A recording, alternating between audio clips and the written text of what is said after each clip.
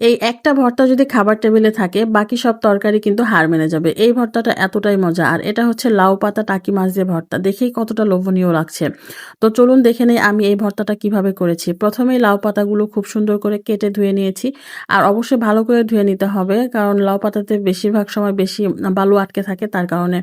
আর দিয়ে দিচ্ছি একটা চোচা সহ আলু। আমি এই আলুটা বড় মাঝারি সাইজের নিয়েছি বড় আলুগুলোর মধ্যে।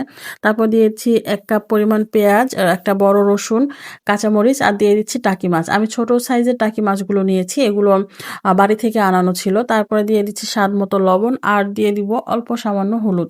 তবে হলুদটা একেবারেই অপশনাল আমি দিয়ে দেই। আর দিয়েছি ছোট ১ টুকরা আদা। আদাটা দিলে ভর্তার স্বাদটা কিন্তু আরো বেশি বেড়ে যায়। বিশেষ করে টাকি মাছের সাথে আদাটা দিলে টাকি মাছের ঘ্রাণটা আরো বেড়ে যায়।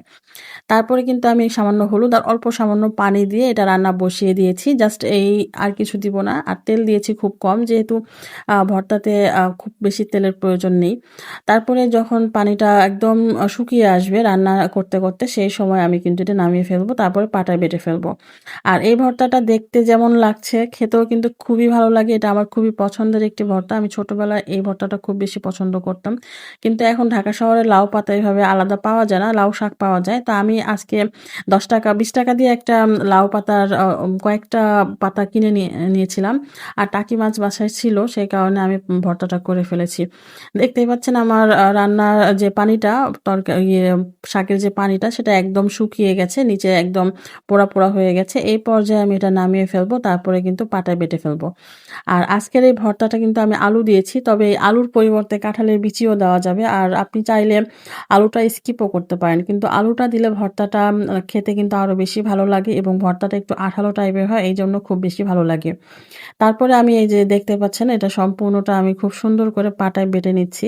আর আজকে ভর্তাটা কিন্তু খুবই বেশি ভালো হয়েছিল। আমি তো গরম ভাতের সাথে খেতে মানে কি বলবো সাথে ডাল ছিল। আর ডাল আর এই ভর্তাটা হলে আর কিছুই লাগে না। তবে এভাবে অনেকদিন পরে ভর্তাটা খেলাম। আমাদের এটা হচ্ছে উত্তরবঙ্গে এভাবেই আমরা খেয়ে থাকি। কিন্তু ঢাকায় আসার পর থেকে এভাবে কাউকে করা দেখি না। আমিও ঢাকায় যেভাবে খাই সেভাবেই করি। মূলত দেখা যায় যে সবুজ ভর্তা শুধু পাতাটা আলাদা সেদ্ধ করে নিয়ে মাছটা আগে ভেজে নিয়ে তারপরে ভর্তা করি।